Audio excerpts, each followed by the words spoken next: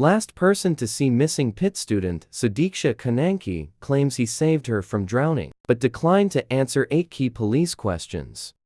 The last person to see missing, University of Pittsburgh student Sudiksha Konanki, claimed he saved her from the rough Caribbean waters before losing her in the darkness of night. Minnesota College senior Joshua Riibe, 22, refused to answer several key questions as he described his final moments with Konanki before she vanished in the Dominican Republic 8 days ago. "I was a lifesaver. I grabbed her and pulled her out," Riibe told the public ministry, according to a transcript obtained by Dominican Republic's Noticas. Riibe, who was named a person of interest in the case, had traveled to the RIU Hotel and Resort in Punta Cana for spring break, the same 5-star resort where Konanki was staying. The 22-year-old Steady Cloud State University student is believed to be the last person to see Konanki, as surveillance footage captured the pair walking arm in arm along the beach after March 6. They had waded out to waist-deep water, where they talked and kissed until the surf became too strong for them. "A big wave came and hit us both, and as the water returned,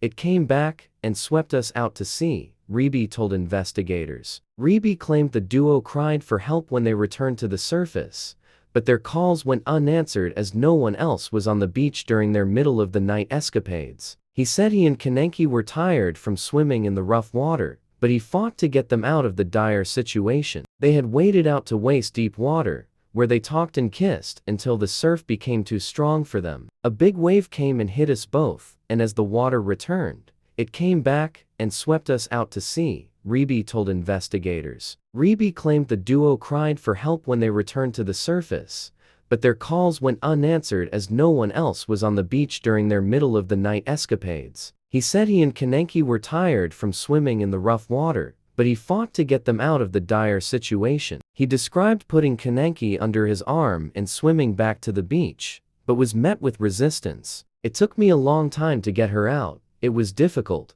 I was a lifeguard in the pool, not in the sea," he said. The former high school wrestler says he swallowed a lot of seawater during the daring rescue. "I could have lost consciousness several times," Riibe told officials. Riibe said he managed to get the two of them back to a safe spot in the water closer to the beach. He recalled hearing Konanki saying she was going to get her belongings as the water had pushed them away from the area they had set up. The 20-year-old was still in knee-deep water, walking at an angle. "The last time I saw her, I asked her if she was okay," Riibe said. "I didn't hear her answer because I started vomiting all the seawater I had swallowed. After I threw up, I looked around and didn't see anyone. I thought she had grabbed her things and left." Riibe says he didn't feel well, sat in a beach chair and fell asleep before he was awoken by the sunrise and the mosquitoes biting him. He claimed he returned to his hotel room, briefly talking to his friend before falling back to sleep. During questioning by officials,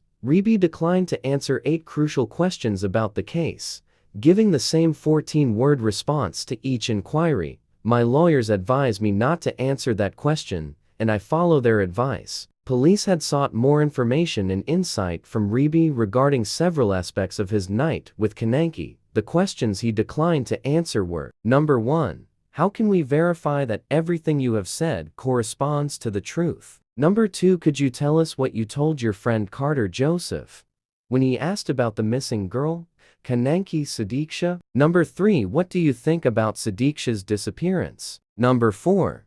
Did young Sudiksha know how to swim or not? Number 5. Do you remember if young Sudiksha made any gestures or cries while she was in the sea? Number 6. Did you inform the authorities or the hotel what had happened to you and the girl on the beach? Number 7. Did you tell your friend what had happened with you and the girl on the beach? Number 8. How do you feel about this situation? Konanki was reported missing around p.m. March 6 by the group of friends with whom she had traveled to the Caribbean nation. Officials initially believed her disappearance was a drowning, but announced Wednesday that they hadn't ruled out foul play. Riibe's recounting gap years to line up with an investigative police report that stated the Indian national was hit by a large wave while swimming at night, according to the report cited by ABC.